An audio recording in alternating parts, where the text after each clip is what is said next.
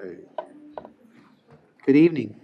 I'm going to go ahead and call to order this March 10th, 2026 City Council meeting.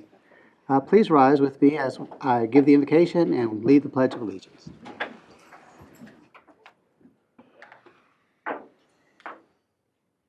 Lord, thank you for such a beautiful place to live. Thank you for such good neighbors, people who come through and help each other when the going gets tough. Thank you for good men like Charlie Hastings, who helped and led in this community. Watch over his family. Give his family peace and comfort. Lord, watch over our community. Mental health is going to be a problem here for some time. I know that you see all things and know all things. But if you could encourage those who need to seek help, that would be a wonderful thing for our community. Lord, thank you for the men and women who serve our community every day, the first responders, the crews of the city staff who serve this community well and professionally.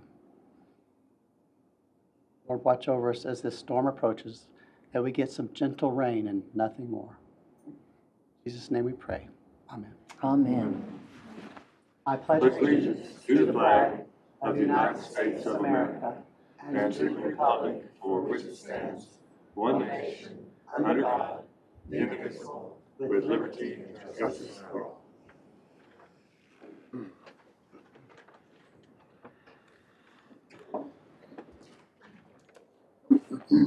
Are you ready with some community announcements? We sure are. How are y'all doing this evening, Council? Thank you. Great. Well, this evening, the Kerr County Historical Commission reminded us that it is Texas History Month, Women's History Month, and Irish American History Month. So I just thought that was a cool thing to start off the meeting by sharing. Another thing I wanted to bring your attention to, we just talked about it in the workshop, but one of our big pushes here in the communications department is driving trust. And one of the ways we do that is by being transparent and communicating things as quickly as possible. I want to thank our media partners, the Kerrville Daily Times, Hill Country Community Journal, and the Kerr County Lead, as well as mysanantonio.com, for coming out and going and visiting the pool project with us last week so that we could share with the community what was going on the ground with the craters beneath the pool shell. So thank y'all very much. Another thing that happened last week was our Read Across America program. You'll see Kerrville Police Department was a big part of that. They had people reading to students all, and pre-K students all last week. I believe that's Carla Garcia. She's a telecommunications operator, and you can just tell how excited she is to be part of that program. Jack Lamb, our Sergeant Jack Lamb, also kicked off the Citizens Police Academy number 33. Very excitingly, it was in our new public safety facility, which I believe they may have a new date for the open house. We will hold that until further notice because I want to make sure it's confirmed. But we were just so excited to have so many people interested in the Citizens Police Academy, and good luck to all those folks as they go through it. There are so many ways that people can get involved in the community, and one way that some of our teens have gotten involved is through the Kerrville Teen Court. And this is a great program where teens help teens learn about justice, learn about how a trial and a jury works, and help them figure out resolutions that are fit for the for the crime that takes place. So honestly, I think municipal court is something that our leaders over there, Yesenia, and William Tosh, he is very involved in and is going to speak to students to get more students involved. We will be asking for applications now through May 15th. And on the left-hand side, we have 27 students this year involved.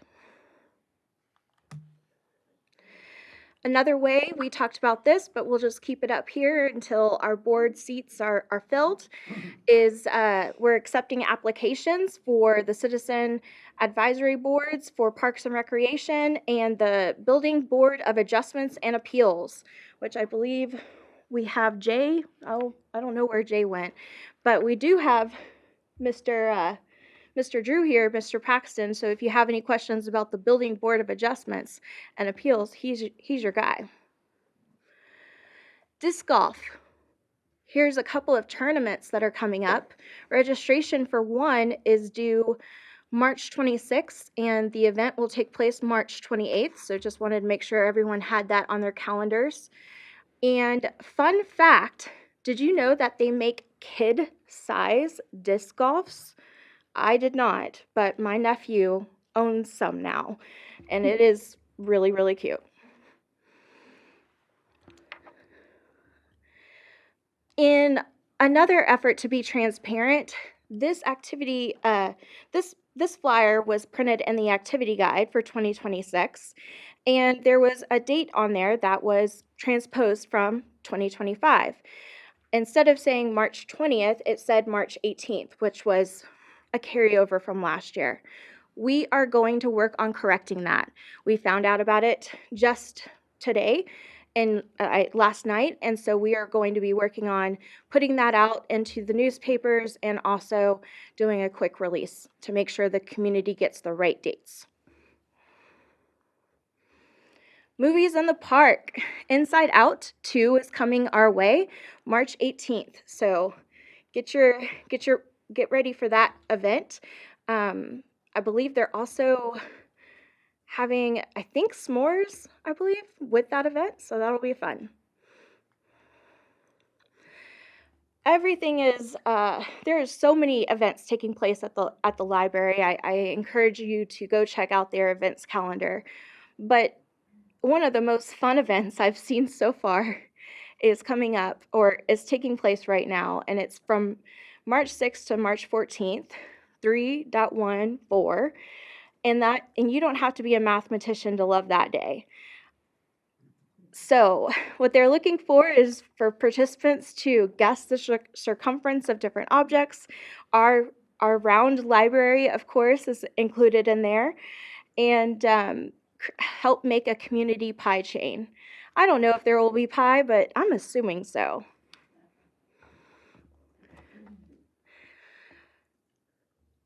We have concentrated a lot on our events. I wanted to make sure there's also some space in here for community events.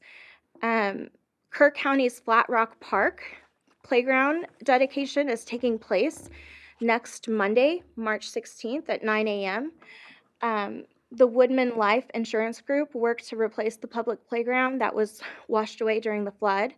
And so we will have a dedication there with Kirk County officials and kids from the Salvation Army Kroc Academy in attendance. So that will be fun for all.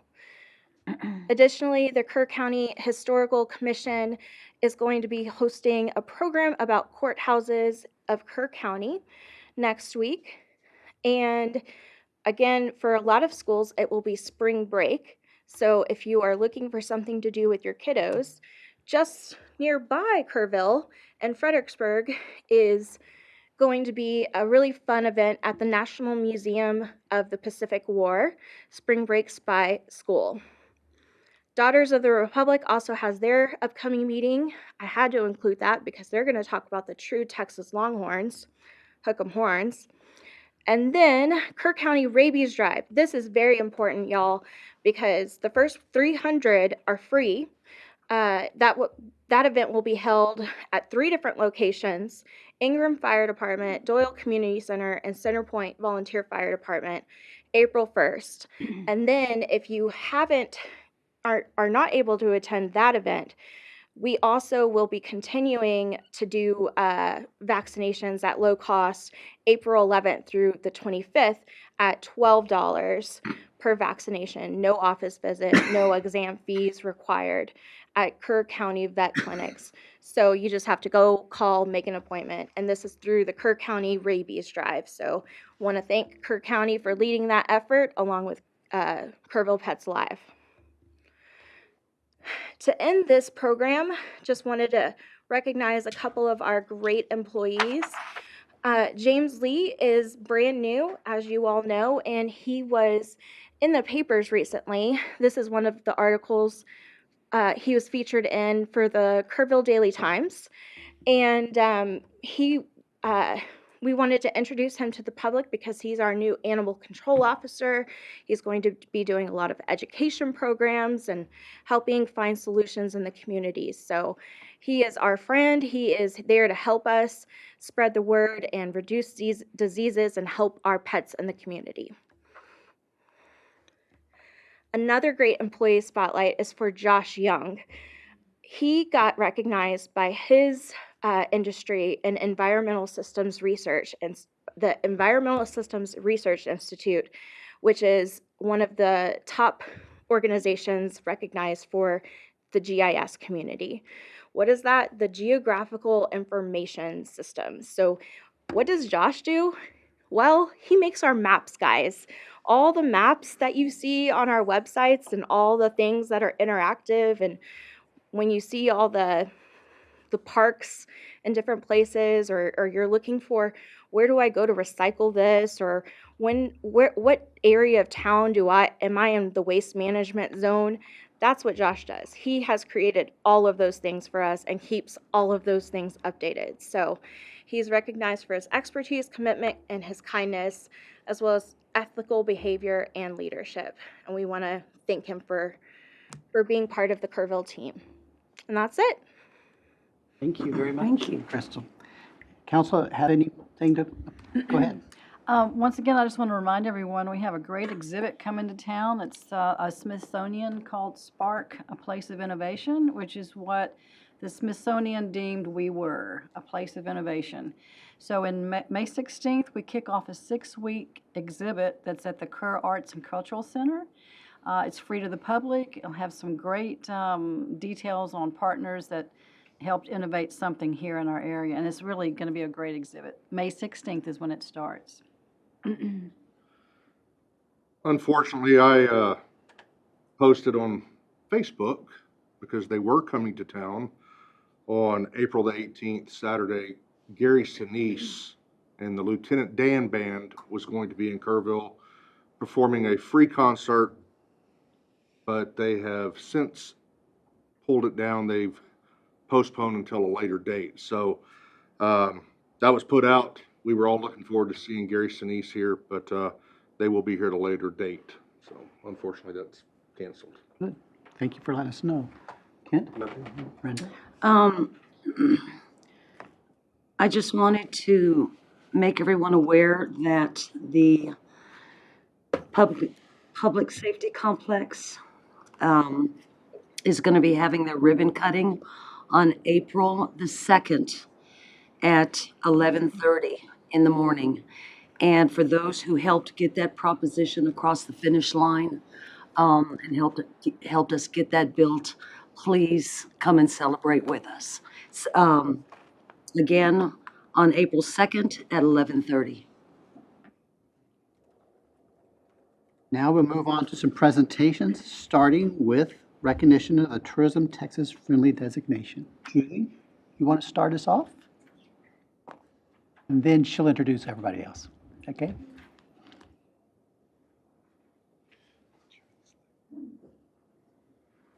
I'm Julie Davis with the Kerrville Convention and Visitors Bureau. Can you hear me now? I don't have anything prepared because I'm going to hand it all over to Nate and let him handle it. So Nate Guerin with Travel Texas. Good. Thank you, Julie. Nate. Hello. Thank you for the opportunity to join you here today. I am not Adriana Cruz. Our executive director sends her sincere regrets for the tornado watch coming in, that she could not make it tonight. So I'll do my best to stand in for her. And I do now have the honor of presenting a special designation from the state of Texas to the city of Kerrville. As you may know, Travel Texas within the Texas Economic Development and Tourism Office is the only state agency program responsible for out-of-state tourism promotion as well as encouraging travel within the state of Texas. And critical to all of our successes are partnerships with local communities. And that's why Travel Texas launched the Tourism Friendly Texas Certified Community Program in 2024 as a way to encourage communities to pursue tourism as an economic development strategy and provide resources as well as recognition for all the good efforts that are happening. So today I'd like to recognize Kerrville, of course, not only as a community that drives and welcomes tourism as an economic generator, but most importantly, a community that's defined by resilience and by neighbors supporting each other in times of need. So we continue to join in solidarity with the entire state for the families, communities, and businesses devastated by the July 4th floods. As true Texans, we stand together in times of hardship. Recovery will take time, but Kerrville's strength, compassion, and resilience continues to shine through. And for tourism recovery specifically, I've been lucky enough to be able to visit multiple times within the past month and just hear about all the plans and the initiatives that are happening on the tourism side. And a lot of credit goes to Julie and her team at the Kerrville Convention and Visitors Bureau. We're proud of the work they're doing and really seeing the impacts that are going to come from that. So Kerrville, a small but mighty destination. Kerrville's brand differentiates itself from other hill country locations, offers an authentic and homegrown quality, adhering to the ideals of discovery and bringing forward the idea of crafting your own experience. And we got to see a lot of that today on a tour of Kerrville with the CVB. Of course, the scenic outdoors and historic downtown, coupled with art, culture, and innovation, drives visitors to the town. Visitors of all ages can craft a diverse and unique experience with every visit. Kerrville celebrates its pioneering and entrepreneurial spirits, crafted experiences, culture and inclusivity, artisans, innovation, craft food and drink, and of course, nature and beauty. So with that, I am proud to officially recognize the city of Kerrville as a tourism-friendly Texas certified community. Congratulations again to the Kerrville Convention and Visitors Bureau on all the work that they do to position Kerrville as a premier tourism destination. So we're excited for Kerrville to be a part of this program as it continues its recovery and continues the commitment to fostering tourism as an economic growth driver and job creation tool. So with that, thank you again for having me here today, and we're looking forward to the future of Kerrville in the years to come. Thank you very much. Thank you.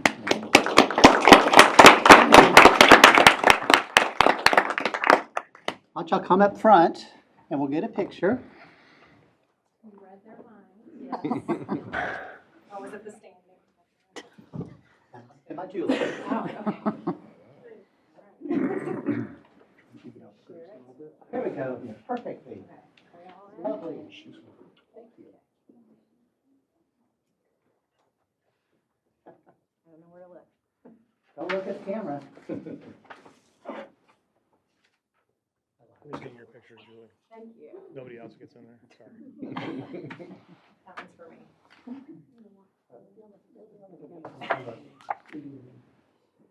All right. No, you're good. 1, 2, 3. Thank y'all. Thank you very much. Yes. Of course.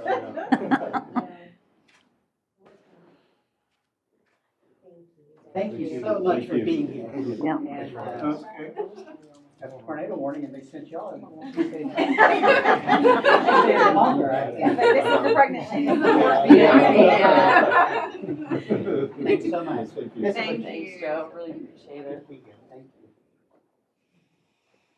All right, well, I have some more things to do. Next, we're going to recognize the American Red Cross. If you're here with the American Red Cross, you can come up here with me. How are you? I'm doing good. Hi, I'm Joe. Good to see you. Here's someone's retiring. We'll talk about that in a second. Yeah.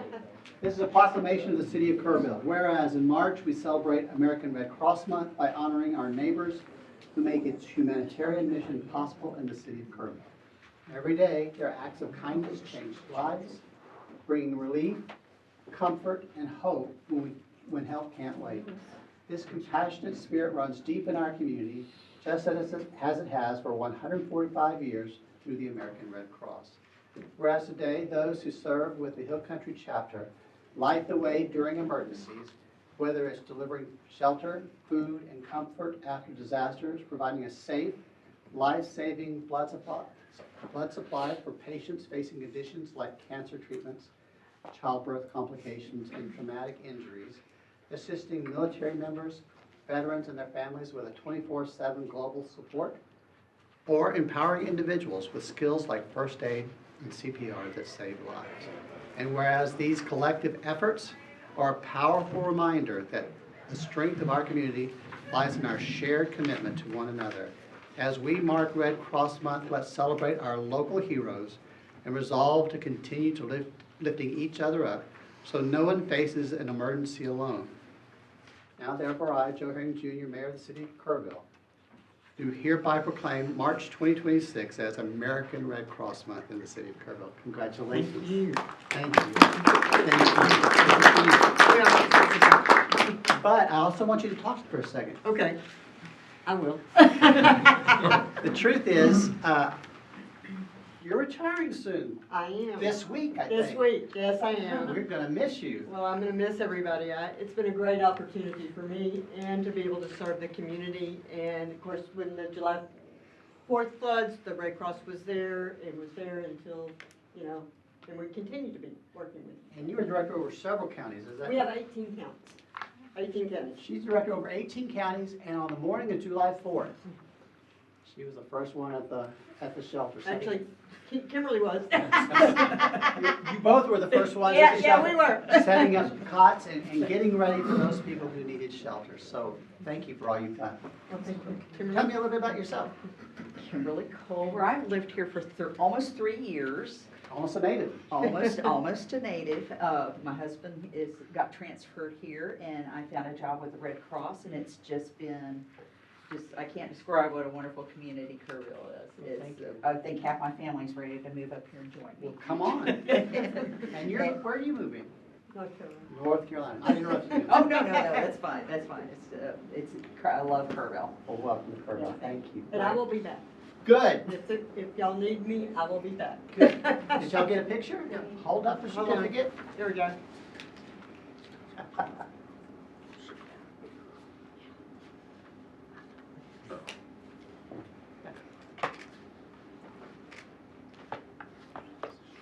He's gonna smile this much. Me either. Well, thank you again, thank you for all the support of the city. Thank you, Councilman. Go. I'll Shake always shake a hand of council Hey, people as you brother. go. So much, Debbie. Thank you. Thank you, Jim. Thank you. Thank you for everything. Thank you for everything. Yes. Yeah. Our community is better because of the work that you do. Thank you. It makes us a better citizen. Next, we're gonna talk about Meals on Wheels. Everybody with Dieter, come on up.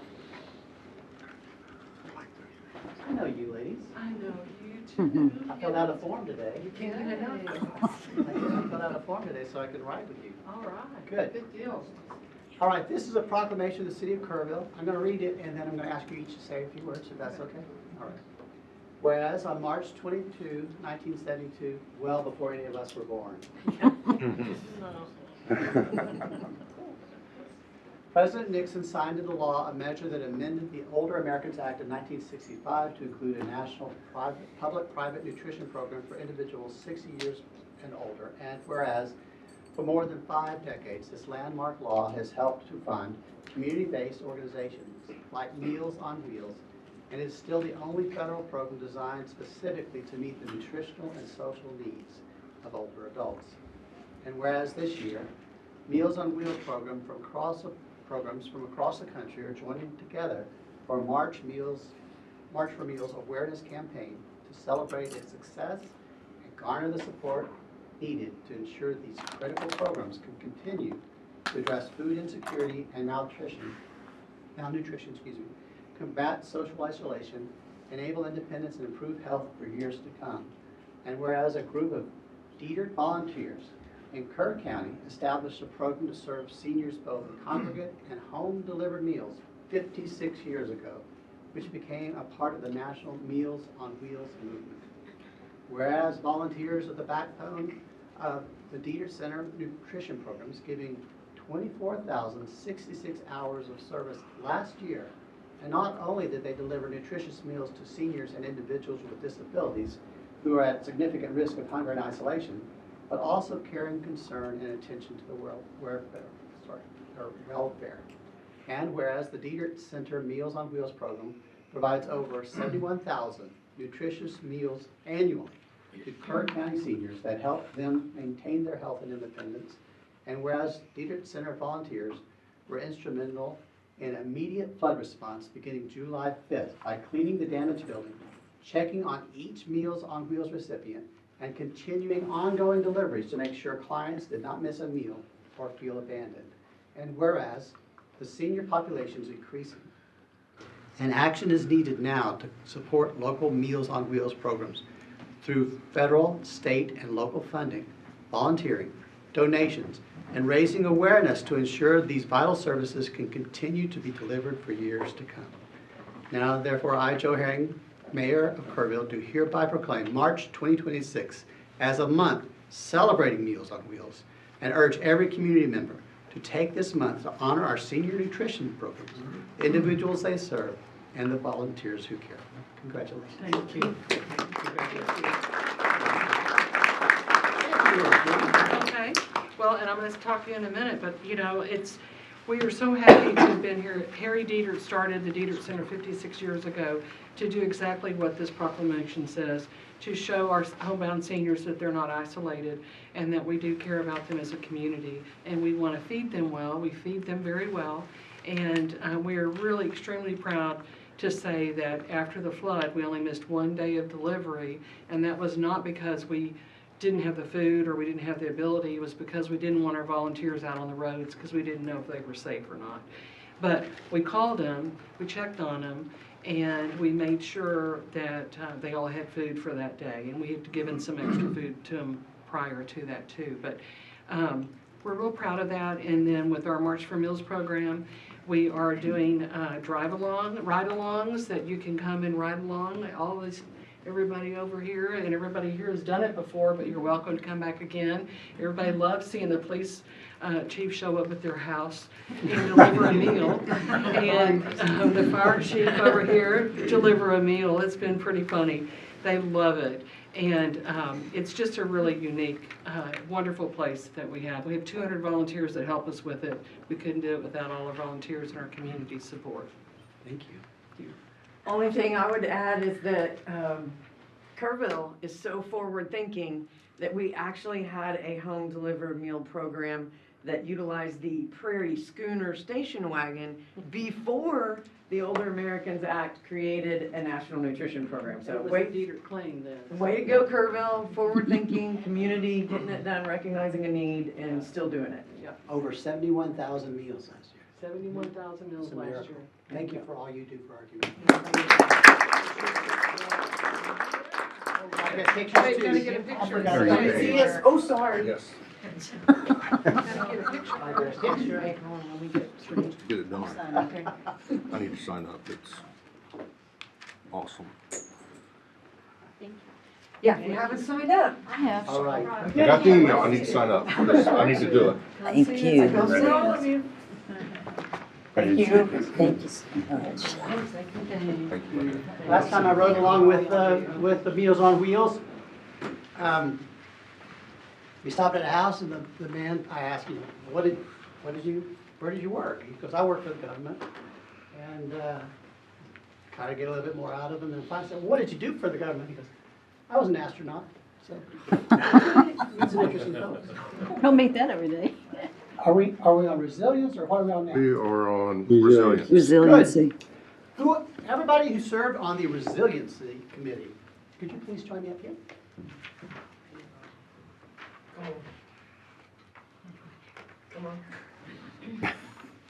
These are the brave few that didn't fear the storm. And so I have certificates for everyone. But what I'd like to do is briefly read what one says, and then go, and each of you tell us something you learned while serving on this committee. Is that okay? All right. It says the individual has served as a member of the Resiliency Committee, which began in September 2025 through January 2026. And they serve faithfully on the said board, and they are recognized for outstanding service as a member of the Resiliency Committee. On behalf of the citizens of Kerrville, and as well as for ourselves individually, we each, the city council and the city manager, wish to express our sincere appreciation to the city, our sincere appreciation for contributions to the city and the community. I'm trying to get my words in there. So, Judy Eichner, and you're going to be on the council soon, if I remember right. Crystal Smith, Tammy Prout, and some guy named Louis Amistoy here tonight. Let me give them out. There's Amistoy, A, letter A.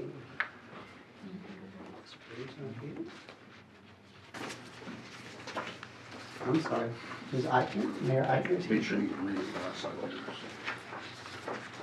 Ms. Prout is here. There's an A, R, R, and I. And Ms. Smith. Now, We can do that for you. before we get pictures, let's go down the line and say something you learned while serving on this committee, please. We had a great committee. We did have a great committee. It was a challenging directive Indeed. to what we were supposed to do. We pulled out the crystal ball. Good. We did not come up with any magic answers. But you discussed a lot of problems. We discussed a lot of problems, yes. And actually, resiliency is kind of hard. What was that? We were directed to see how council, the city, could find ways to increase revenue and decrease expenses. Good. Thank you. So, like I said, we didn't come up with anything magical. Good. Ms. Smith. What I took away from it was meeting city staff, building those relationships, building relationships with people alongside me up here. What Mayor Eichner stated right now, and seeing the challenges that lie ahead. Good. Thank you. Ms. Prout. There was a lot.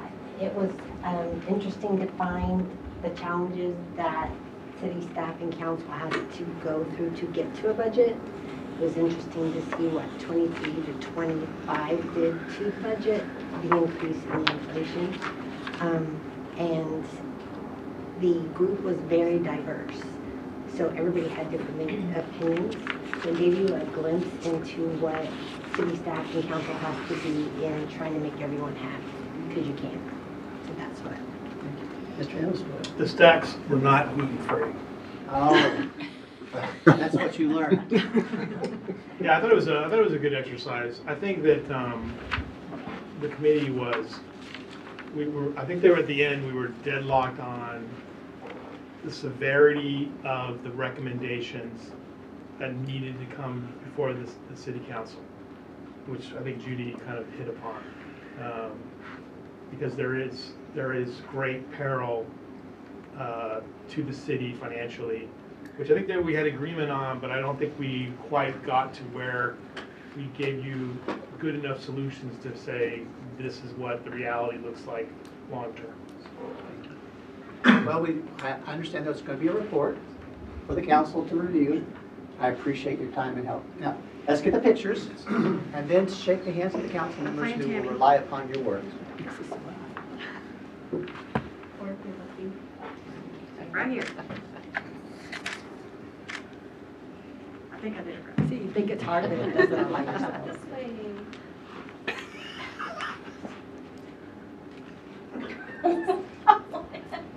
Be nice. Did you give me All right. yours? Thank you. Shake a hand of council members, please. Look forward to working with you. Thank you. I'll see you Thursday too. Hi, Tammy. Thank you, Tammy. I know how hard you worked. Lewis. Thank you. Yes. Thank you, Mayor Pro Tem. All right. Time to get these Tim, Tim. to the right people later. I think that's all the presentations. Right? Oh, I think you have, These are the ones that I have to. oh, okay. All right. It's good to say thank you to those who've helped. Because they get money from us. Let's move on to 2E, Hill Country Crisis Council, Summary of Services and Community Support. Mr. Ives.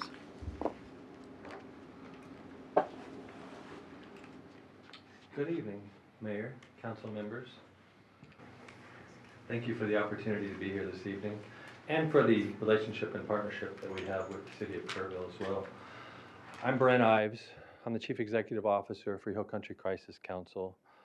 Hill Country Crisis Council has operated for over 40 years, covering 6 counties of our service area.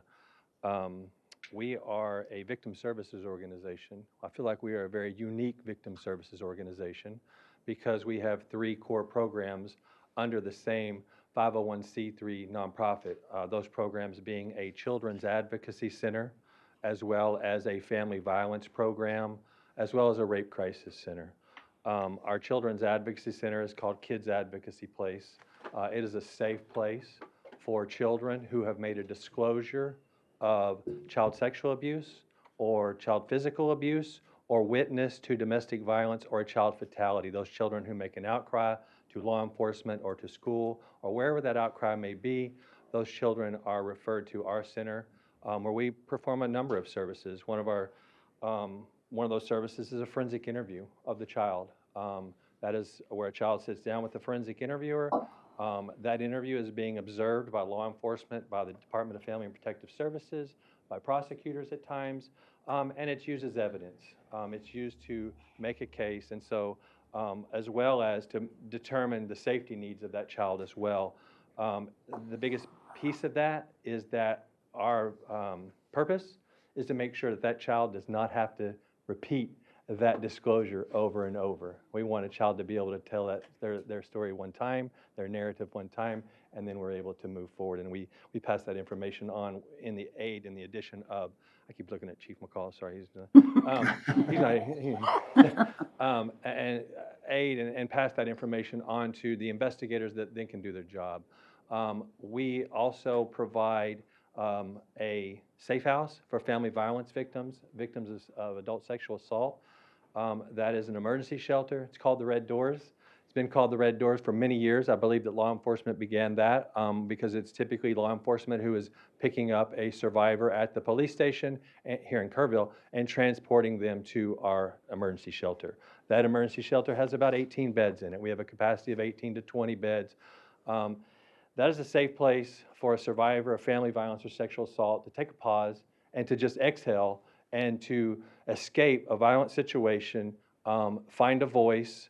Hopefully, that is our goal, is that that individual is able to get themselves back on their feet and to clear their head of what they've been going through, the turmoil of being in a violent and a traumatic relationship. And so those individuals come there. While they're there, we have victim advocates, and those victim advocates are working directly with survivors to make sure that their basic needs are met, to make sure that any kind of law assistance they may need, whether it be a protective order or basic safety planning. Because when an individual leaves a family violence situation, that is the most vulnerable time for that person to be killed. And so we want to make sure that they're keeping safety on their mind at all times. We help with tutoring, we help with job assistance, we help with those type of things. We have advocates that do those type of things. I mentioned our Rape Crisis Center. It's an adult sexual assault program.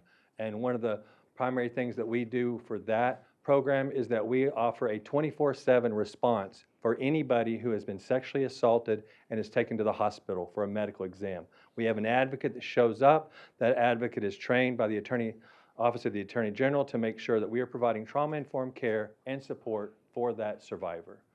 Trying to think, one of the most vital and coolest things that I think that we do as an agency and as a children's advocacy center is that we get to work closely on a multidisciplinary team with law enforcement, with the Department of Family and Protective Services, with our local prosecutors, with Peterson Regional Medical Center from a medical standpoint, from mental health providers, And that is an opportunity for us all to get in the same room and to review a case of child abuse, child sexual abuse, child physical abuse, whatever it may be, and to make sure that we are identifying the immediate needs of that child and that family, to make sure that there is continuity in the investigations that are taking place, because there are parallel investigations often taking place from a criminal side and from a civil side, with a civil standpoint from DFPS.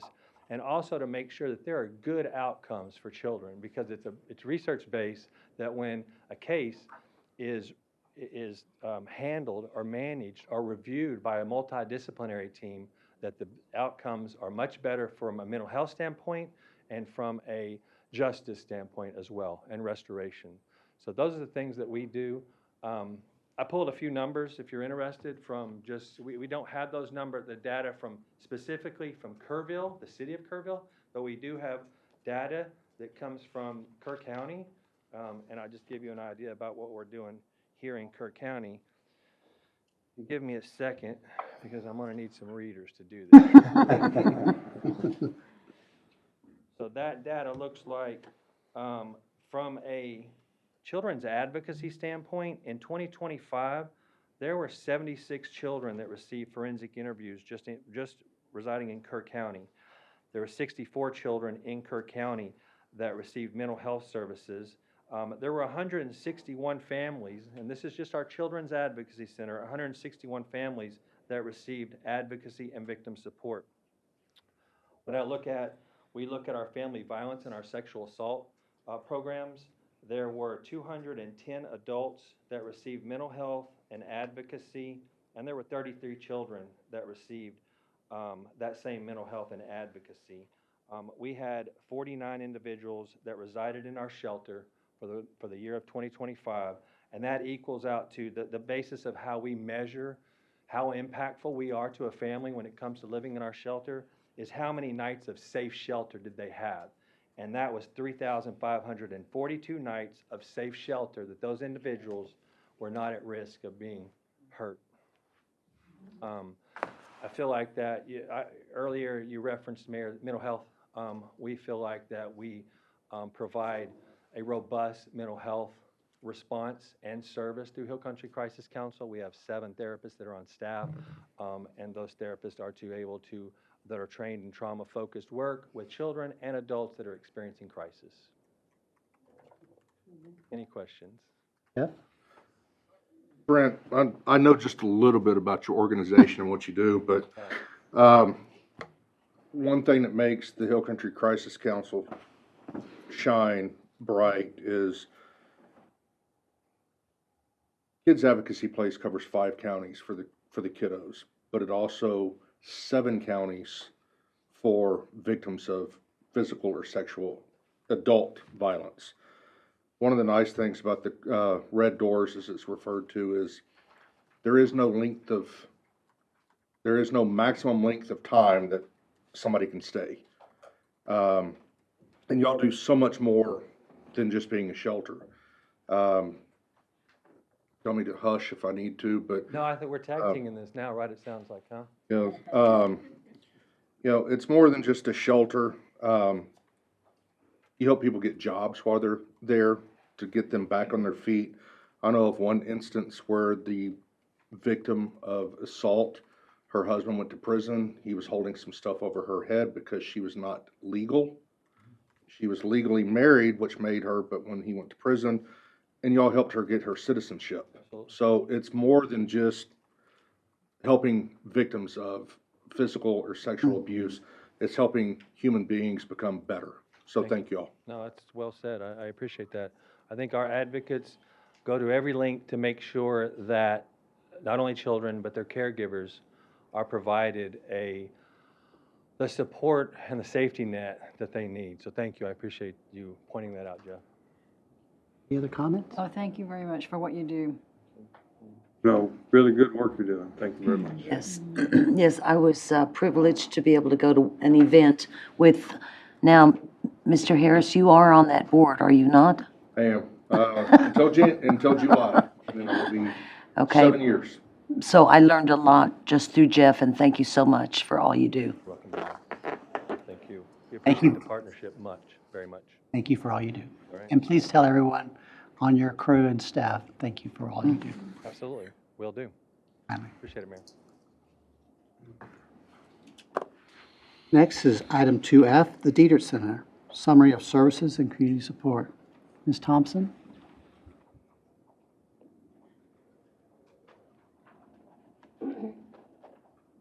It's pretty good. I come to two things in one time. Oh. Kill two birds with one stone. You know, the Dietert Center, like I said, was started 56 years ago by Harry Dietert, and we are still doing, I'm so proud to say we are still doing what his initial purpose was for us to do 56 years ago. And we proactively support healthy aging by providing information, services, activities, and rewarding volunteer opportunities that enhance quality of life. And there's our building. Our community services department, we do medical equipment lending, handy helpers, and call reassurance services. And just in those programs alone, we answered over 6,000 inquiries for all three of those areas. And we loaned out 2,300 pieces of medical equipment and took back in and cleaned up and loaned back out again. And so that is for all ages. It can be for all ages. Caregiver Resource Center, support groups, information referrals, personal alert links, PAL units, that fallen I can't get up units. We have 310 of those in service all through Kerr County. Dementia Care Advocates program, where we do something that's really neat. We teach a lot of classes about how to help your loved one go through that journey of dementia and help that caregiver also learn how to go through that journey of dementia. We have a lot of really neat classes. If you have anyone that is experiencing dementia, you're going through it, we have a really neat class. It's Walk in Dementia Shoes. You get to come in 30 minutes and you get to do an activity that you actually to see what it's like to have dementia. It's a very eye-opening experience to do that class. Take 5-day respite care. We're the only place in town that does that, where we have dementia clients that come 3 days a week, or 1 day a week, or 2 days. They can come all three. And from 10 to 3, they come and they do activities and they have lunch. And there are 10 or 11 people there every day. We have great volunteers that help out in that program. My mother-in-law participates in that program 2 days a week, and she loves it. It is great for brain stimulation for dementia patients. Of course, our Meals on Wheels, and which we talked about before, we deliver over 71,000 meals, and we cook all those meals.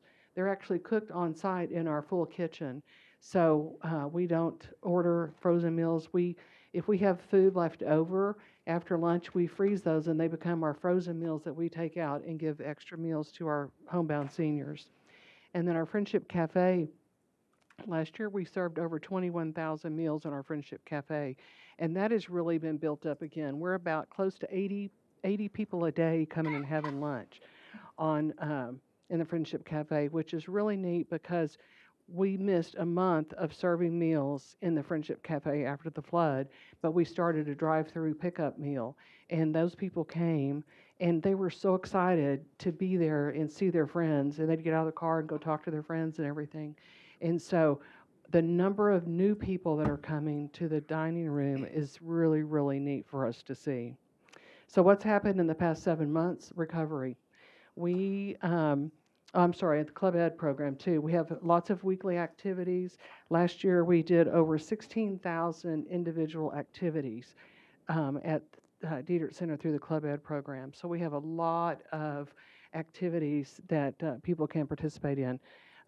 Clifton Pfeiffer's doing his dance class again starting next week, so he had 31 in his class last time, so lots of fun activities. But what's happened in the past 7 months is recovery. After 20,000 square feet of our whole first floor was flooded, we hit the ground running the Saturday after that, and a lot of our Meals on Wheels volunteers and other volunteers came and helped us get the mud and the muck and everything out. And it was just really a labor of love to get it back together for our seniors. There were so many times seniors were coming by and just coming in to look because they just had to see why we weren't open. And, we were like trying to keep them safe, and I was going, let them come in. Everybody needed to be a part of it. They needed to see where we were and what we were doing. But with a dedicated staff and volunteers and our contractors, we opened the center in 4 months to the day that we had been closed. And I say it's funny. We opened the cafe 4 months to the day, and we had meatloaf, which is my favorite. And we had 100 people for meatloaf on that first day. The chef comes out and she says, "Did you know?" I looked back on a menu in July.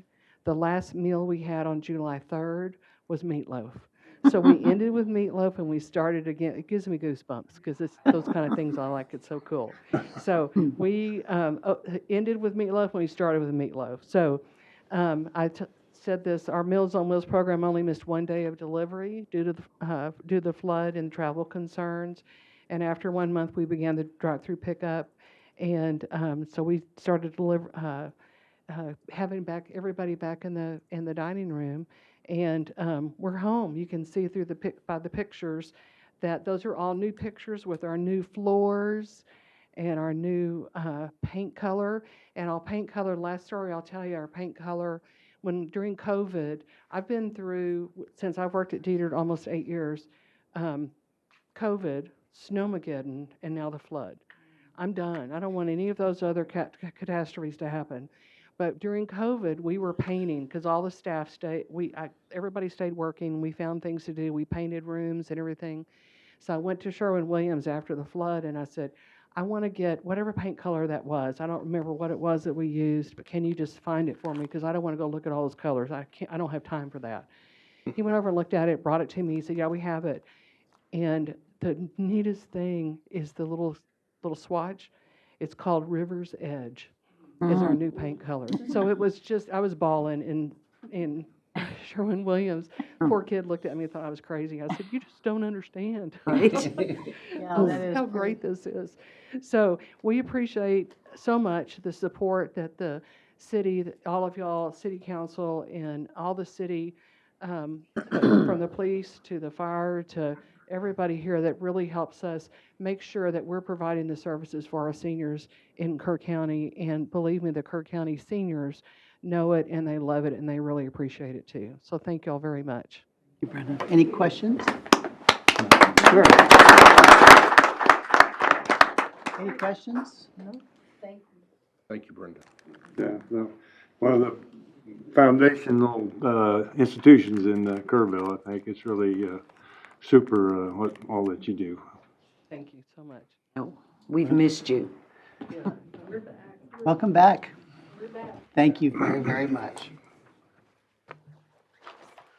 All right, item 2G, Kerrville Public Utility Board Generation Plant Project Update. Mr. Whitler. Good evening, Mayor and council members, and for members of the audience that may not know me, I'm Mike Whitler, the General Manager for the Kerrville Public Utility Board. It's been almost a year since we've been down here to talk about this generation project, so we're overdue for an update. Before I get into that, I just wanted to highlight our community report. This is one of the best sources of information on what KPUB has been doing over the past year, and a lot of that has been this project, but there's a lot of other things that we're doing as well. And one other thing I wanted to mention was our board. We're essentially a not-for-profit utility run by local citizens for the city of Kerrville. This is last year's board. They worked on the generation project and did a tremendous amount of work, countless hours. So that's Larry Howard was the chair, Bill Thomas vice chair, Glenn Andrews, secretary, Rachel Johnston, treasurer, and of course, the mayor, Joe Herring.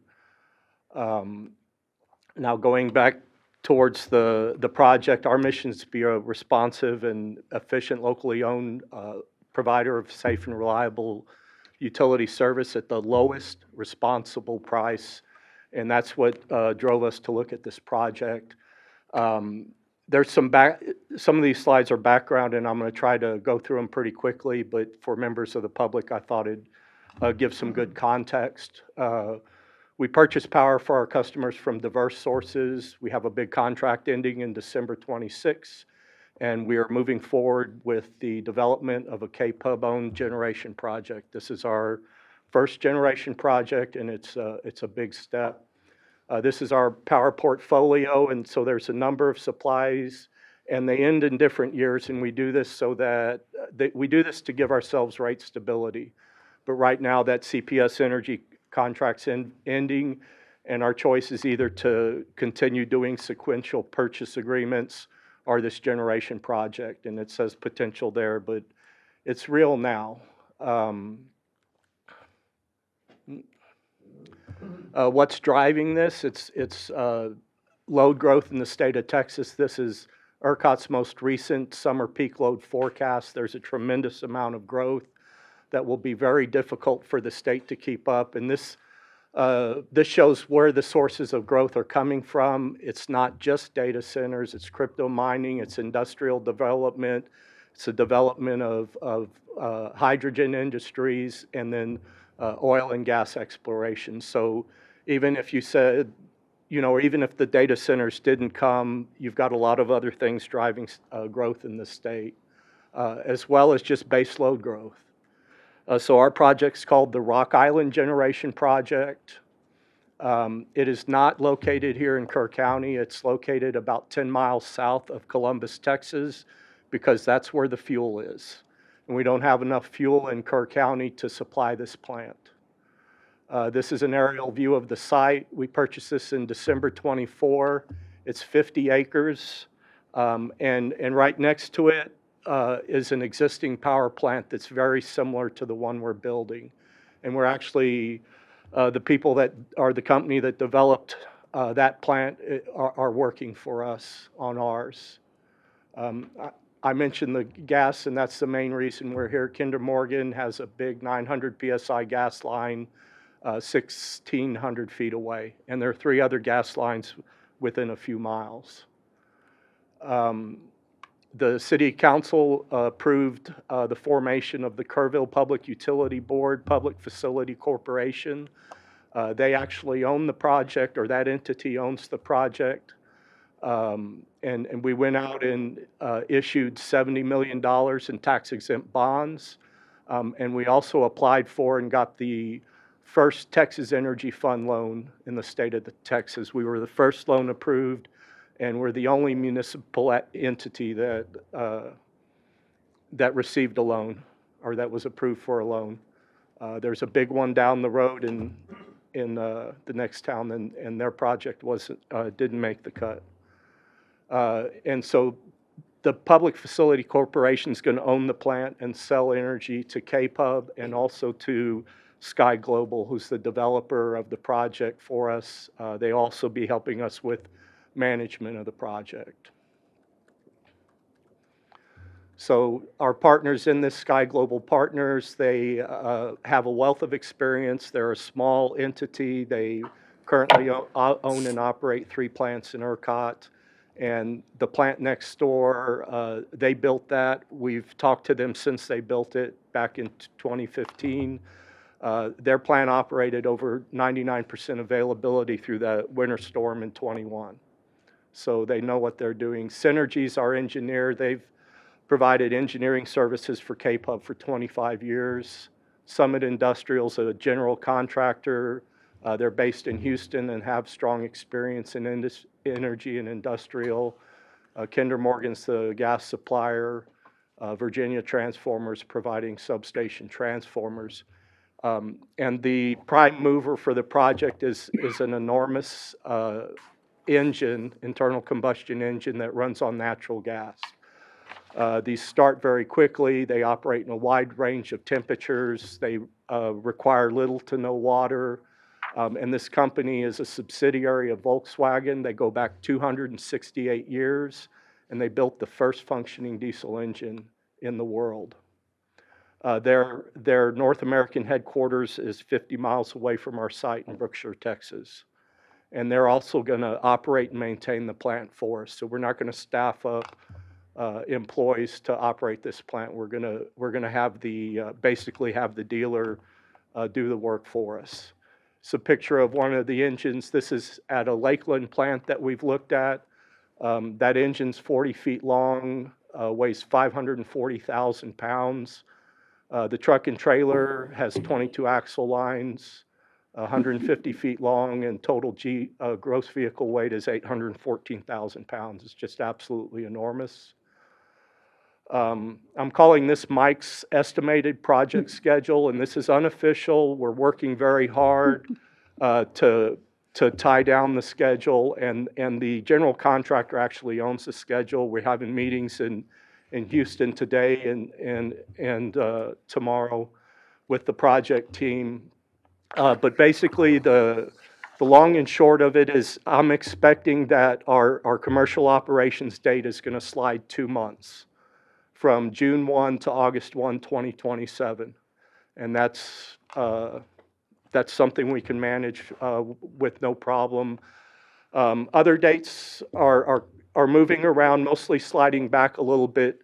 That doesn't really indicate a problem. What we're really trying to do is compress the construction schedule as much as possible. The more time we're out there working on it, the more it costs us. So the faster we can build the plant, the better off we are. Our project budget, I have the initial budget on the left and the current budget on the right. We started this project without having all the detailed engineering done. And so as we've gone through and really gotten into the details, we found little things in the scope where something may have been left out or something didn't quite line up. But all in all, we're 1.4 million over our original budget. There's plenty of room in contingency for that, and that's 0.8% of the project cost. So we're still in a very good place, and we're getting to where things are fairly well nailed down. Our spending to date is $39.97 million, and that's about 23% of the project budget. On the budget, one thing we don't really have contingency for that we're facing are tariffs. We signed these contracts for this plant in December 2024 when we purchased the land, and finalized those in the following months. And then after we finalized our agreements, tariffs were announced. Our new tariffs were announced. We're evaluating them very carefully, and we're working on a number of strategies to try to mitigate the tariffs. The range on the tariff estimate is wide. It's $8 to $28 million in additional cost. And again, we're working on a number of different strategies. The mayor's communicated with our representatives. We've had staff in DC. We've been talking to our National Trade Association, who has lobbyists in DC. We met with Cornyn and Cruz's staff 2 weeks ago, and so we're doing everything we can, but there's no guarantees. One thing I will say is that when we evaluated this project, we evaluated the possibility of capital cost increase, and in that scenario, we ran increased capital cost at 50%, and even at that level, building the plant was still the right decision. So in the $8 to $28 million range, and I'd say that real number's 18 to 20, we're okay. We'll have to issue a little more debt, but financially, it's still the right thing to do and the best thing for our customers. And we're working very hard on tariffs right now. I've got details on progress, and this is really what these things have been completed. We closed financing on July 10th, 6 days after the flood. We've executed 18 of 20 project agreements, and some of those are pretty complex. We've issued full notice to proceed to all contractors and vendors. Purchase orders for all auxiliary equipment has been placed. We've got our county permit approved. Had a number of meetings on design and also the logistics to haul the equipment out there. Engine foundation design. We selected our clearing contractor, our building contractor, and we presented the project to insurance underwriters January 15th. And so everything's going well. Those insurance underwriters brought technical support staff with them, asked a lot of hard questions, and I feel like we did a very good job of fielding the questions and presenting the project. One of them commented that they had recently evaluated a $2 billion project, and we had more information and answers than that big entity had. Current progress, about 2 weeks ago, the clearing started, so this is clearing on the site. We're working to finalize design and procurement. We'll keep working on tariff relief. We're finalizing project insurance, and all our permitting's on track. And the permitting is really fairly simple for this project. Here's a few more pictures of work at the site. And this is very close to where the trees left standing there are where the plant itself is going to be. Next steps, we're going to have a groundbreaking ceremony at the site on Friday, April 17th. In the next month, I'd say in the next 4 to 6 weeks, we're working to finalize the baseline construction schedule, continue working on tariff relief, and finalize our design packages on site work, civil, concrete, and electrical. We've got great information, mainly for the general public, out at our website, lots of FAQs. There's tons of information out there, and I'm open for questions. Questions for Mike? Great, for this report, I appreciate it. A question I had that came up, this actually came up earlier too, is about when our CPS energy contract expires, are we gonna have a time period where we're without that particular source of energy? We're working on getting a contract in place to cover that time period, and it will have flexibility. We'll have flexibility so that if the completion date moves, we'll be covered. Okay, I figured you were working on that, Yeah, thank you. we're Nothing, I mean, we've had our meetings with Mike and staff, but thank you so much for everything. It's gonna be huge and beneficial for Kerrville, and the other thing is thanks for not letting the power go out last month when everybody was expecting it to, so Yep. that was nice. Thank you. It's a huge project for you, and I've been impressed with all the support you've had from it, and you've gotten outside advisors, and you put together a really good package, I think. So congratulations on the job well done with that. Thank you, sir. Yeah, Mike, and just simply put, why is this a better deal for us than just getting in another contract with CPS? Because it's like the housing market. That's the analogy we used, and so there's a lot of demand for housing, and our community is having to chase housing. The prices continue to go up, and continuing the contracting is like renting your house. Building the plant is like owning your house, and that helps us lock the prices down and keep a stable path for our ratepayers. It's just, so that I think is a very good analogy. It's like Perfectly renting said. versus Thank you. owning a home. Yep, thank you. Thank you, Mr. Whitler. I appreciate your presentation, and we look forward to hearing more progress later. Okay, I Thank you appreciate kindly. your countless hours in our K-Pub board meetings. We've spent some time together. Yes, sir. Yes, sir. Thank you kindly. Thank you. Before we get to the visitors forum, I looked on my little weather app. If you don't have to be here, it might be about the last time you can get to your car before you get soaked. So if you want to leave, please feel free to leave.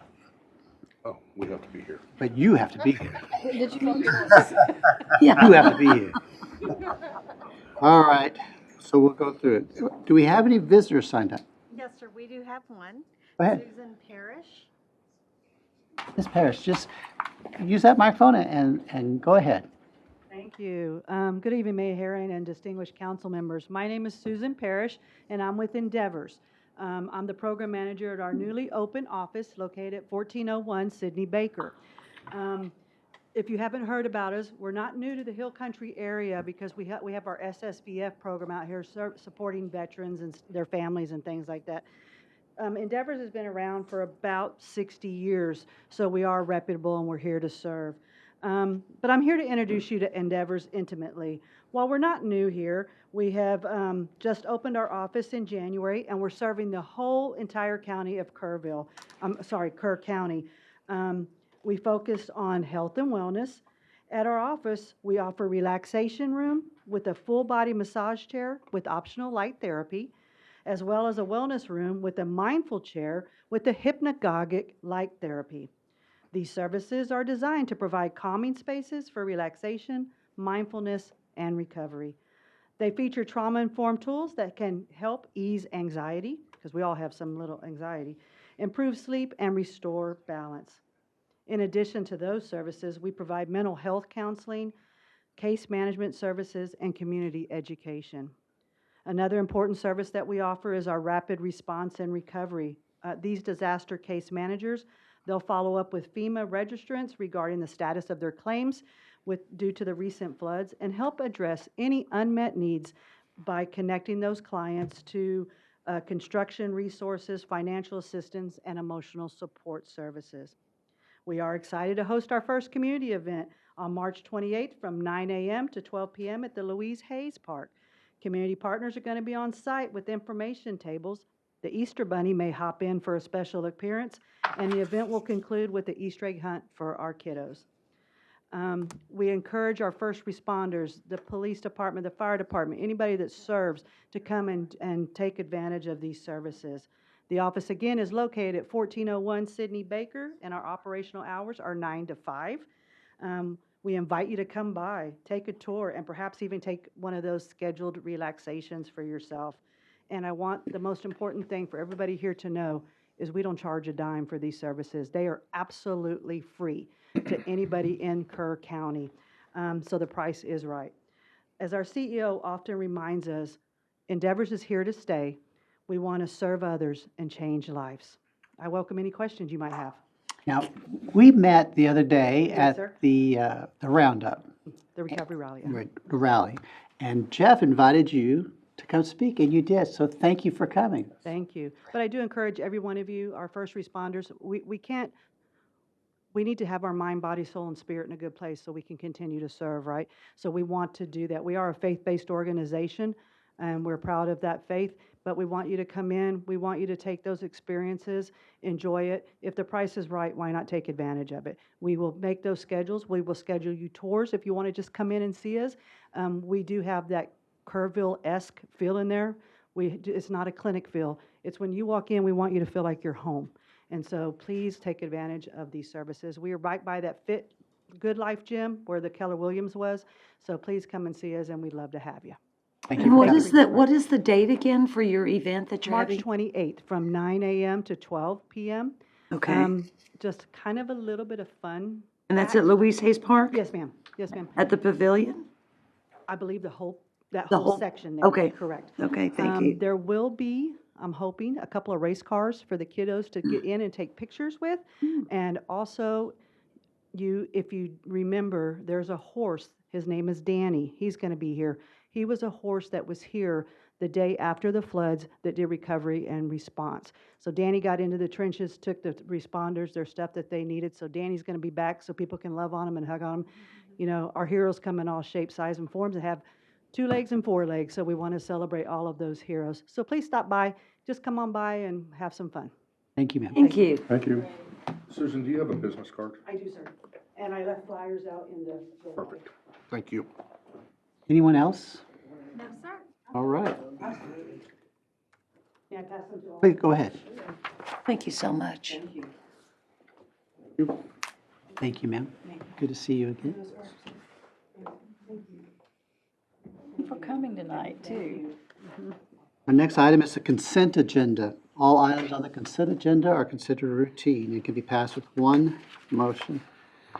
Any member of council or staff or or member of the public can have an item removed. Does anyone wish to have any item removed from the consent agenda? No, sir. Is there a motion then? I'll move to go ahead and accept items 4A and 4B of the consent agenda. Second. Motion's been made and seconded. Any discussion? All in favor, so vote. And it passes unanimously. The next items are public hearings, two different ordinances. First, we'll have the reading of the ordinance, a presentation, and then I'll open up a public hearing. The first item is 2026-04. Would you mind reading that in, ma'am? Yes, sir. Ordinance number 2026-04, an ordinance establishing a prima facie speed limit on Olympic Drive, authorizing installation of appropriate signs and markings, containing a cumulative clause, containing a savings and severability clause, providing for a maximum penalty or fine, establishing an effective date and ordering publication. There are no citizen speakers signed up. However, this is a public hearing. Thank you, ma'am. Mr. Hornis. Mayor and council, Kyle is not feeling well today, and so I told him I'd handle this. So this is a long time coming.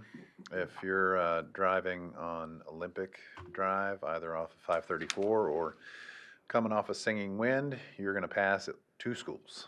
We do have an area for Tom Daniels, but we haven't established an area for the middle school. That required a engineering study, and so that study is now complete. And so adjacent to, and there's going to be a correction in your ordinance that you have in your packet. On that first page, there's those two boxes where it says beginning at and ending at.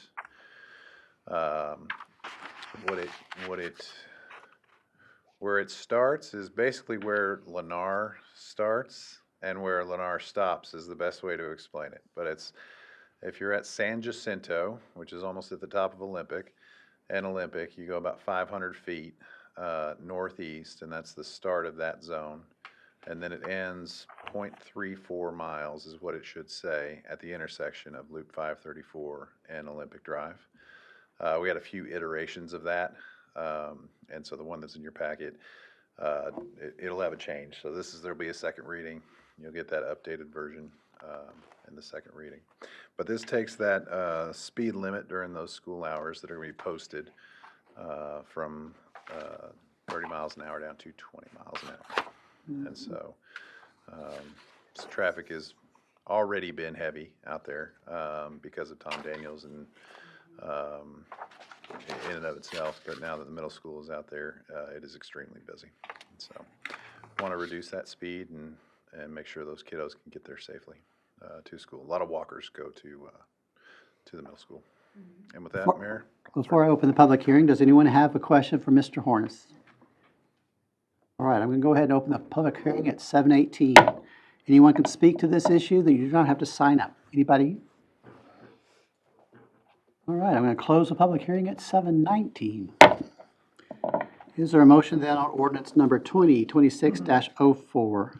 I move to approve 2026-04 on first reading.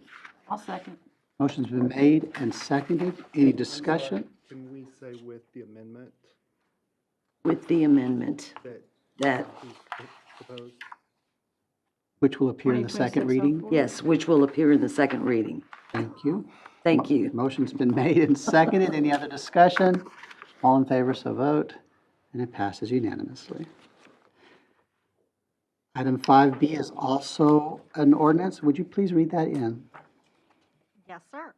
Ordinance number 2026-05, an ordinance establishing prima facie speed limit on State Farm to Market Road 1388, Goat Creek Parkway, authorizing installation of appropriate signs and markings containing a cumulative clause, containing a savings and severability clause, providing for a maximum penalty or fine, establishing an effective date and ordering publication. There are no citizen speakers signed up. However, this is a public hearing, and bless you. Thank you, ma'am. Mr. Hornis. Mayor, this was a study that the city of Kerrville asked TxDOT to implement.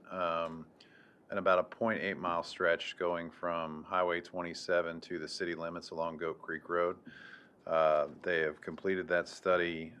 They made recommendations that the speed limit go from 45 miles an hour down to 35 miles an hour for a section that goes from 27 to Lois Street. So it's not quite that entire 0.8 miles, it's about 0.5 miles. TxDOT has approved that. The second phase of that is that you all consider making that recommendation and approving the ordinance to make the speed limit change. And with that, I will turn it back over to you all for any questions. Any questions of Mr. Hornis? I just want to clarify that the ordinance actually reads 1388, and the ordinance on the second page here listed as 1338, so we just need to clarify. Yes, ma'am. Thank you. Another item that can be corrected on the second reading, correct? Yes, sir. All right. Any other questions for Mr. Hornis? No, I was just on that. Kent and I both were on there. Let me tell you, they go 55 and 60 and 65 there, so it's going to be a wake-up call. It is. It is. It's I'm glad. I mean, Yeah. Yeah, this is the same as 173 out Mhm. to Comanche Trace right there when we did the reductions. And River Hill, there's people, they go too fast. I actually thought a stop sign at Coronado would be good too, but that's a whole nother story, but. We talked about that. And it's an interesting, it's a challenging intersection right there, for is. sure. And the one of the people who is very excited about this is the fire chief, because Oh, good. that has been a challenging intersection for that fire station for a long time. Any other comments or questions for Mr. Hornis? Right, I'm going to go ahead and open up the public hearing at 7:22. Anyone can speak to this? You don't have to sign up. All right, I'll go ahead and close the public hearing at 7:22. Is there a motion on ordinance number 2026-05? I'll make the motion to approve ordinance number 2026-05 on first reading with changes to be made of 1388 and 1338 for the second reading. Nicely done. And a second from Brenda Hughes. Any further discussion? Yeah. Go ahead. 1338. Yeah, so it just says 1388 on the agenda. Okay. We had it wrong on the agenda bill, not on the ordinance.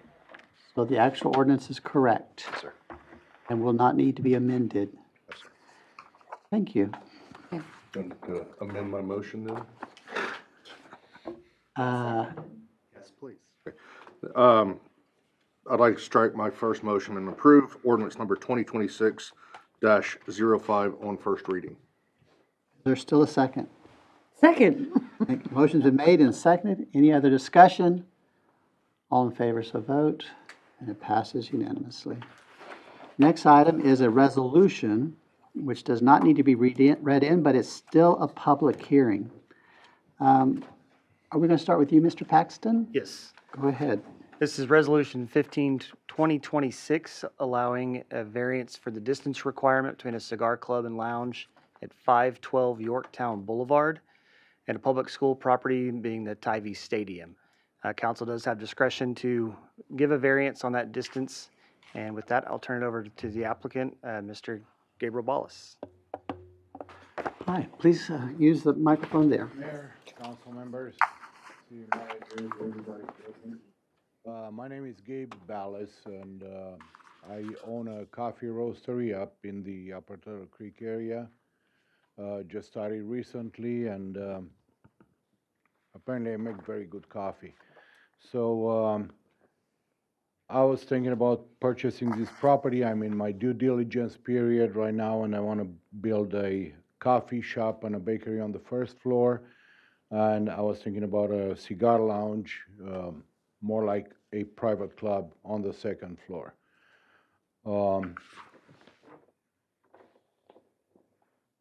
This will be like an upscale location, and under no circumstances going to be a bar or a pub or anything of that sort. And I think it would be a great place for people in town to meet and socialize and enjoy a cigar and maybe a glass of whiskey. Any questions? I understand from the documents you gave us before the meeting that you are doing your due diligence and have not yet purchased that property. Have not yet. And you have learned recently that there's a restriction on certain types of businesses near schools. Right. And those restrictions are in place for many reasons. We have inquired of the school district, and we have a letter to the effect that the school district cannot support this application. Okay? And I think that's important to know, especially before you've purchased the property. Absolutely. And I think it's a wonderful idea, but that may not be the location for it. We're going to talk about it, but I want you to be aware that it's not the idea, it's the location that may be a problem, okay? I understand. And All right. That's why I wanted to. That's why we're here. know before purchasing. That's this. why we're here, okay. Well, I have to, if you'll be available for questions, that'll be great. Absolutely. But I have to have a public hearing next, and then we'll discuss things here and make a decision, okay? Perfect. All right, thanks for Thank being here. I'm going to go ahead and open the public hearing at 7:26. Anyone can speak. All right. I don't see anyone coming up, so I'm waiting, and I'm going to close it at 7:27. All right, council. I am glad that we got to talk about this before you purchased the property. And we did inquire of the school district, and we have a letter to the effect that they feel that's too close to their school property. It will be hard for us to support it without the support of the school district. Go ahead. No, I'm here to answer any questions. Anybody have a question for him? Well, I was curious where your Upper Turtle Creek location is exactly. Keith Boulevard. I see that address, but where exactly is that? Is it close to? As soon as you go past the one-lane bridge, you keep going on Upper Turtle Creek, and the first intersection turning to the right, going up the hill, that's Okay. Keith Boulevard. I've never been there, so if it's that good a coffee, I'm gonna have to make a point It's a to. really good coffee, and not because it's mine, because I'm making it, but I got excellent feedback everywhere I took it. Well, I will have This to go last weekend, I check took my oldest daughter with me at Abilene at a gun show. We travel with the gun shows pretty much everywhere. This weekend, we're going to Amarillo, and we got excellent feedback, picked up a lot of customers from Abilene area, including the Eggemeyer stores from San Angelo, if you're familiar with it. Yep. It's a beautiful store. It looks like Christmas in there all the time.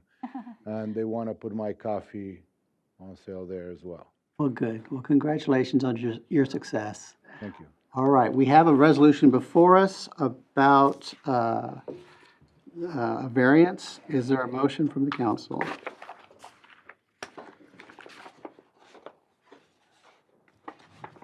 Oh, I believe we've got a problem with the school district situation. And I too think it's a great idea. And I think it would be good to have somewhere in the community, but maybe not right there. So I would make a motion to not approve this variance. Yeah, I would just like to say that we had something similar that came up where a variance was requested, and it was very close to Notre Dame, and it was denied by this council, or at least my council prior to you getting on there. And there's a reason why the code is in place, and I think that, it probably needs to be adhered to, especially when it involves safety, and security of children. I have a motion and a second. Any discussion? So the motion is to Deny the, May I go ahead, please. I was informed that Shriner will start having games at the Tybee Stadium come fall season, the football season, and they will sell beer on the school property.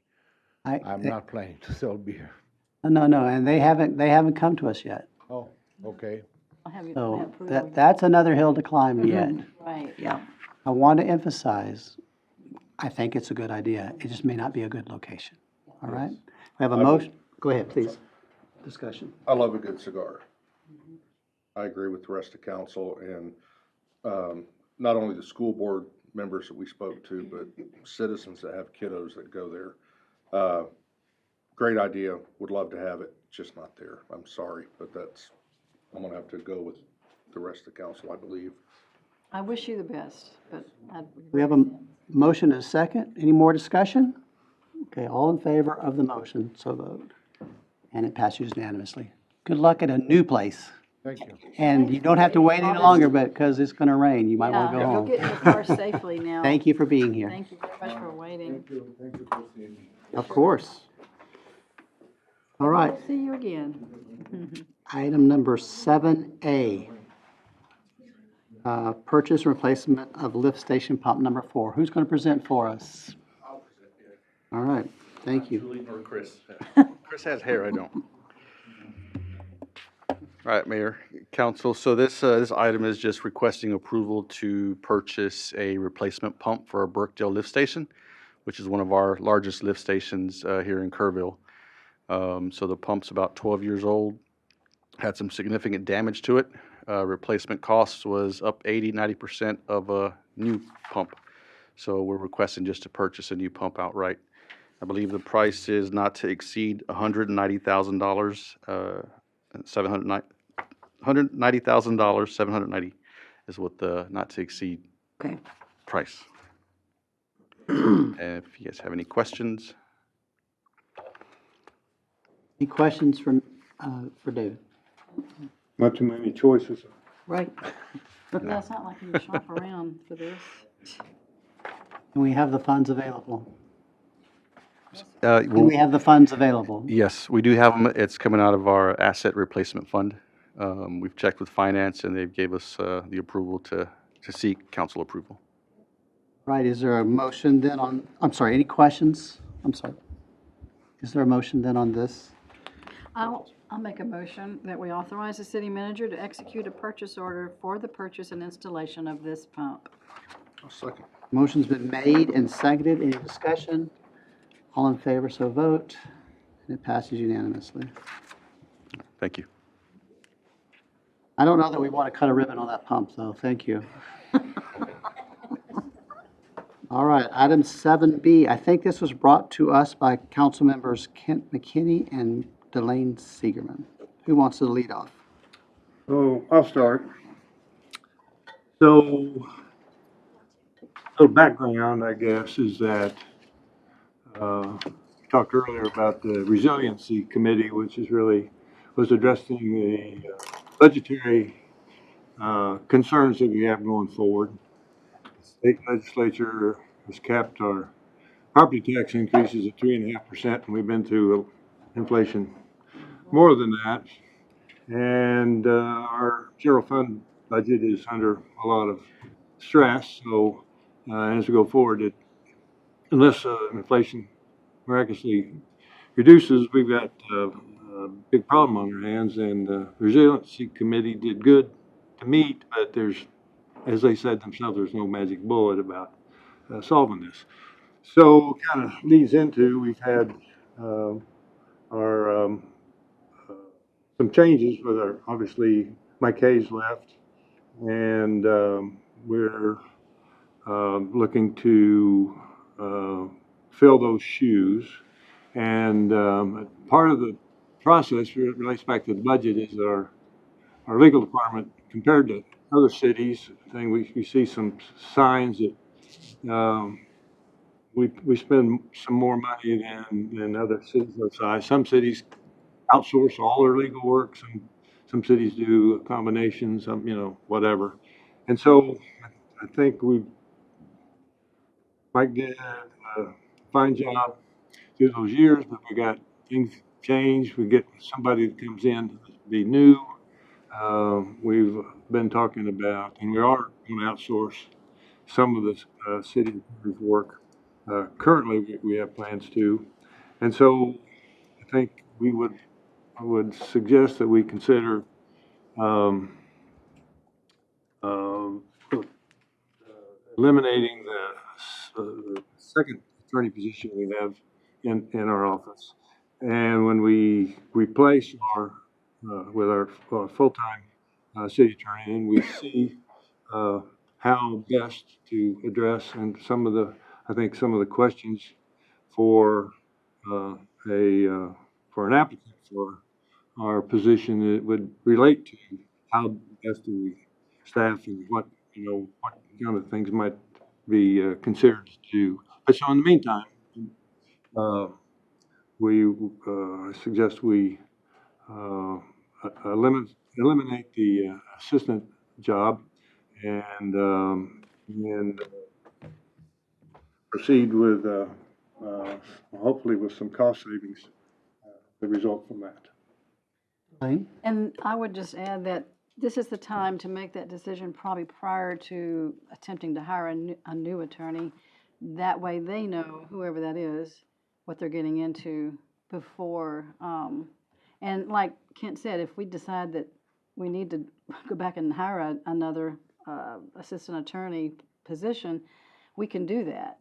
But at this moment, we're kind of starting at a new point with a new person, and maybe the best way to do that is see that also will determine maybe who we hire based on the applications that we've gotten. So we've done there was some cost analysis or time spent on different parts of the legal department and identified the amount of hours dedicated and to each of those from contracts, ordinance resolutions, and the public information requests, for example, and also including the municipal court. And seems to be that those totaled up less than really to have really a full two-time position. I know they're doing other work besides that. I mean, there are other things that come up, but there's maybe a new way to handle the legal department, and I think we give a new person a chance to set up. We hear what he has to say, and then we go forward. And remember our budgetary restraints right now. That's really kind of the catalyst, I would say. It's as long as you're starting with a new person, let's evaluate what we're handing to them and Sure. that kind of thing. What action did you two want us to do tonight? I would make a motion that we eliminate the assistant county attorney position. City attorney. City attorney position, effective immediately, I guess, because there's really, obviously Williams stepped into the temporary role and has opportunity to apply for the full-time position. And so so my recommendation is that, I would make a motion that we eliminate the assistant attorney position. Is there a second? Motion's been made and seconded. Any discussion? Yes, sir. Go ahead, please. I'm not opposed to, but I would love to see some cost analysis and, because I know we're outsourcing attorneys to do municipal court. We know what we're paying them now, but what's that gonna be? What could it go to? Are we going to hire a paralegal for our city attorney whenever we figure out who that is? How are we gonna do it?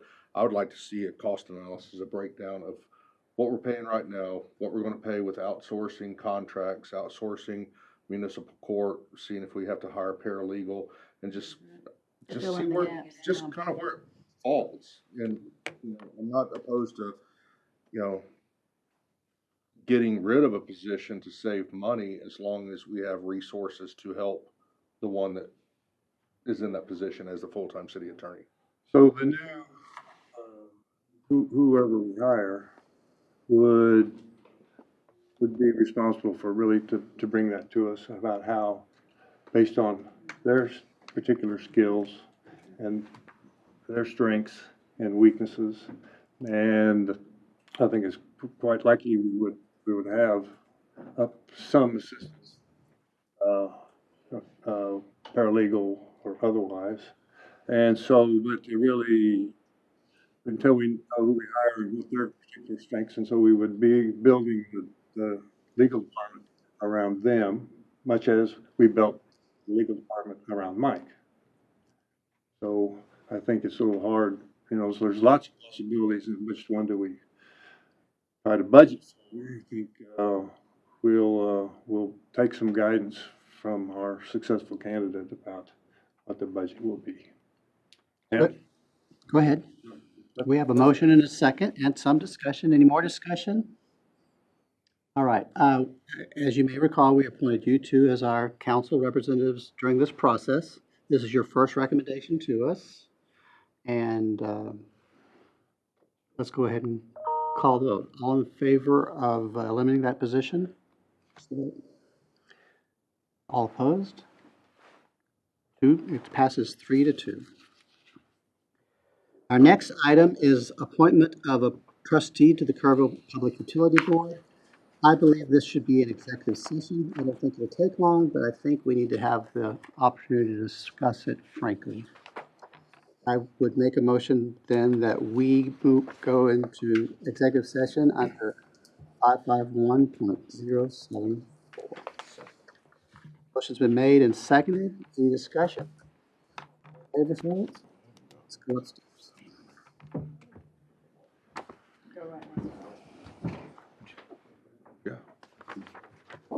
Debate on.